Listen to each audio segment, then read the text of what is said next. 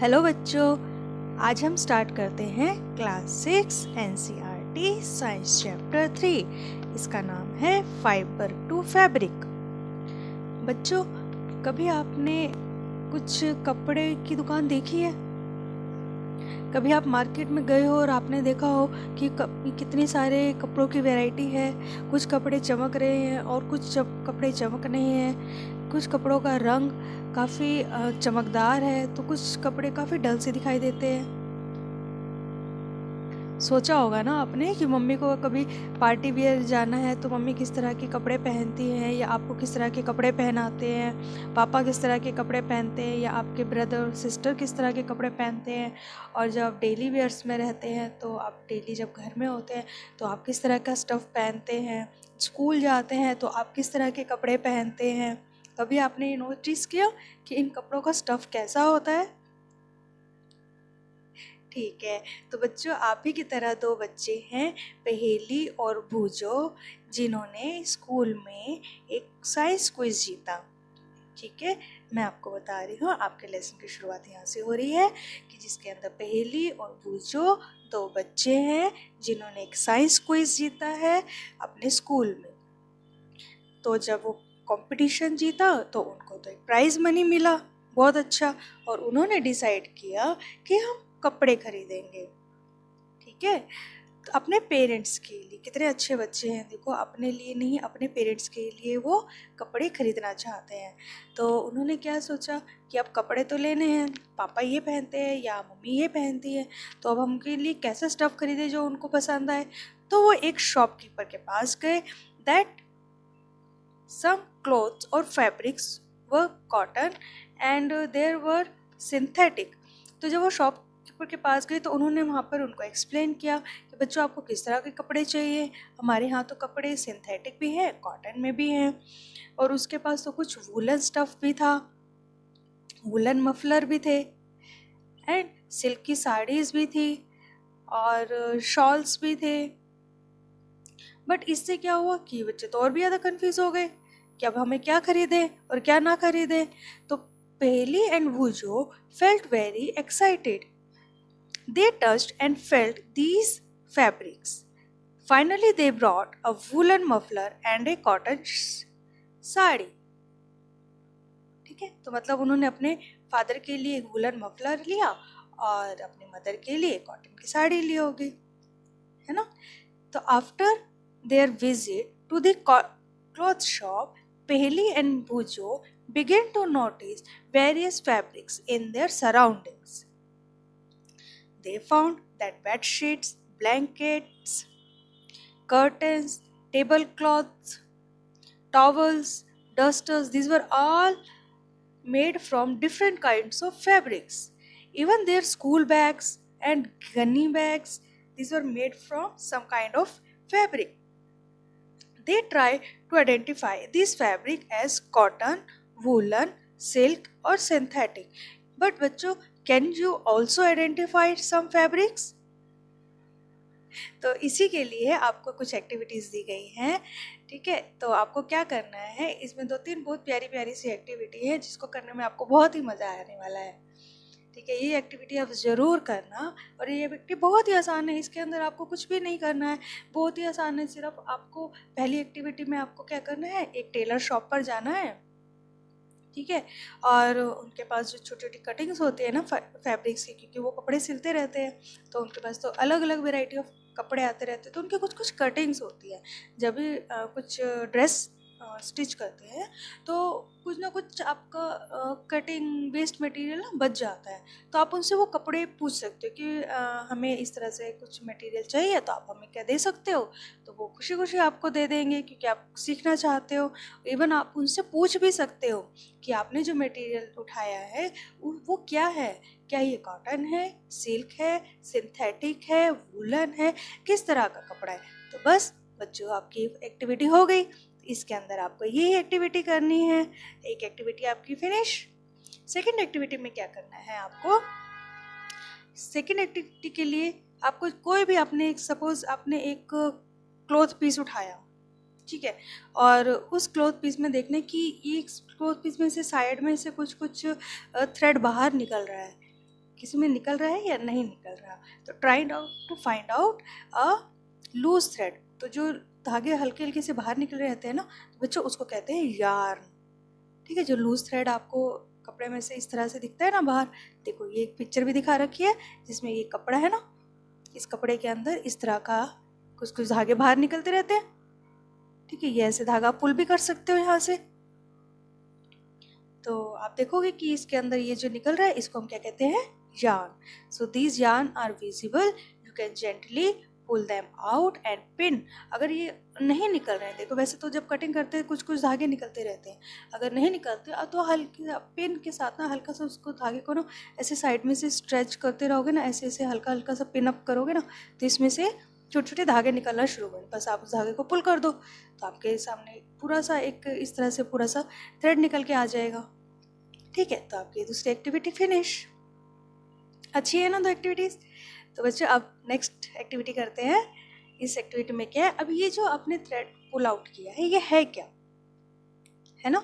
तो ये third activity है, take out a yarn from a piece of cotton fabric. Suppose आपने cotton fabric लिया तो आपने उसका एक yarn निकाल लिया। तो अब क्या करो, उसको ऐसे हाथ से पकड़ लो जिस तरह से इसमें दिखा रखा है। देखो ऐसे एक थ्रेड को ले लो और उसको एक तरफ से इस तरह से अंगूठे की तरफ मदद से इस तरह से आपको क्या करना है, उसको स्ट्रेच करना है। और जैसे आप इसको स्ट्रेच करोगे ना तो आप देखोगे इसके यहाँ पर जो है इस तरह से धागे निकलना शुरू हो जाते हैं। ठीक है, पतले पतले से yarn निकलना शुरू हो जाता है। तो इस तरह से आपके जो है ना पता चलने लग जाता है कि इसके अंदर क्या है। ठीक है, ये किस चीज़ से बने हुए हैं। तो ये आपकी थर्ड एक्टिविटी खत्म हो गई। तो ये जो आपके थ्रेड्स निकल रहे हैं इनको हम कहते हैं फाइबर। तो बच्चों यहाँ लिखा है, you might have observed something similar when you try to thread और नीडल। और यही थ्रेड होता है ना जब आप कपड़े सिलने लगते हैं तो इसी तरीके का आप एक थ्रेड यूज़ करते हो, है ना। ये आप थ्रेड वुड लेते हो, उसको फिर जो आपकी नीडल होती है इस तरह से उसका जो एक होल बना होता है बीच में, उसके अंदर आप इससे नीडल थ्रेड को डालते हो ताकि आपकी नीडल से आप सिलाई कर सको, जिस भी आप धागे की करना चाहते हो उस की नीडल से सिलाई कर सको। तो तब भी आप ये इस तरह का जो आपका थ्रेड से कई बार बाहर निकल आते हैं तो आपका पूरा धागा अच्छे से नहीं जाता है सुई में, है ना। तो उसको थोड़ा वेट करके आप उस नीडल में डाल सकते हो। उसके कहते हैं नीडल आई होती है, जिसका होल होता है उसको बोलते हैं आई। तो आप इस तरह से नीडल की आई में इस धागे को डाल सकते हैं। तो इस तरह आपने देखा होगा। तो द थिन yarn, तो यहाँ पे बच्चा आपको बता रखा है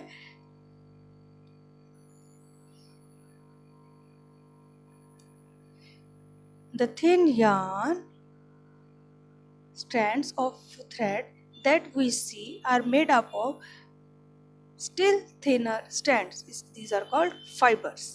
तो जो थ्रेड है ये छोटे छोटे और फाइबर से मिलकर बना है, छोटे छोटे स्ट्रैंड से मिलकर बना है। तो जो छोटे छोटे पतले पतले स्ट्रैंड से मिलकर उसको बोल रहे हैं हम fibres. Fabrics are made up of yarn and yarns are further made up of fibers. Where do these fibers come from? अब ये सोचने वाली बात है, किसी का सिंथेटिक थ्रेड यार्न बाहर निकल रहा है, फाइबर है, किसी का कॉटन में, तो ये सारी चीज़ें आती कहाँ से हैं, है ना। सोचने वाली बात है ना।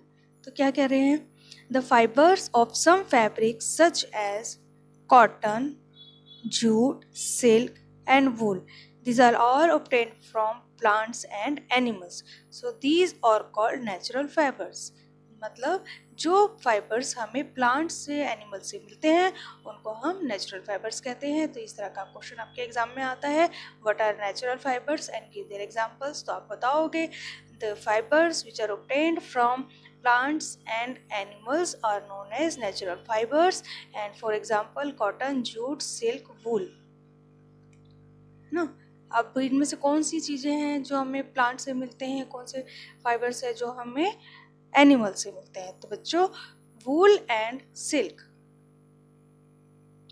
वूल and silk these are obtained from animals. जो थोड़े सिंथेटिक कपड़े होते हैं ना, जो आपने देखे जो चमक होती है जिसके अंदर, तो कई बार वो सिल्क के कपड़े होते हैं, सिंथेटिक भी हो सकते हैं, वो मैं आपको आगे बताऊंगी कि वो उनमें सिंथेटिक कपड़ों में भी चमक होती है। तो ये होते हैं नेचुरल फाइबर्स, और कुछ फाइबर्स ऐसे होते हैं जो केमिकल्स से मिलकर बनते हैं, ठीक है, तो उनको हम कहते हैं सिंथेटिक फाइबर्स।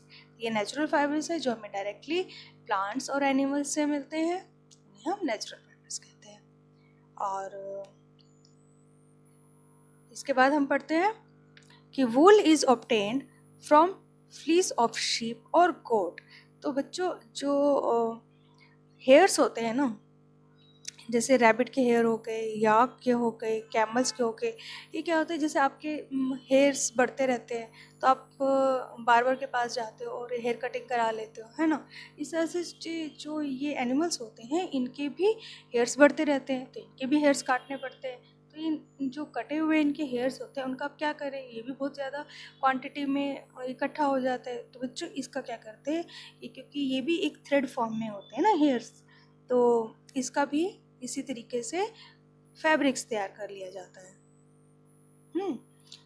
तो silk fibres are drawn from cocoon of silk worm. Silk worm एक कीड़ा होता है छोटा सा जो एक कोकून बनाता है, जो उसका लार्वा निकलता है तो उसको वो लपेटता जाता है अपने चारों तरफ, और लपेट लपेट के बहुत ज़्यादा सुंदर सा प्यारा सा थ्रेड बना देता है, ठीक है। और फिर वो जो थ्रेड होता है फिर उसको प्रोसेस के थ्रू डिफरेंट प्रोसेसेस होती हैं जिसमें हम उस सिल्क से फिर सिल्क क्लॉथ्स तैयार करते हैं, फाइबर पूरा एक फैब्रिक तैयार करते हैं और फिर उसकी कटिंग करके ड्रेस तैयार हो जाती है।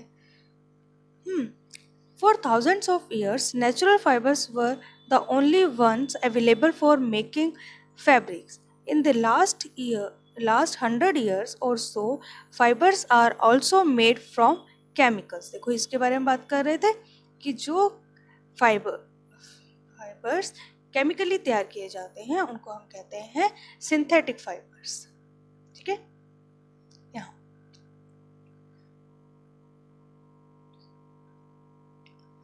और इसके एग्जांपल्स कौन कौन से हैं सिंथेटिक फाइबर्स के, पॉलिएस्टर। सिंथेटिक के एग्जांपल्स आप देख सकते हो यहाँ कि पॉलिएस्टर, नायलॉन एंड एक्राइलिक, इस तरह के भी स्टफ्स आते हैं।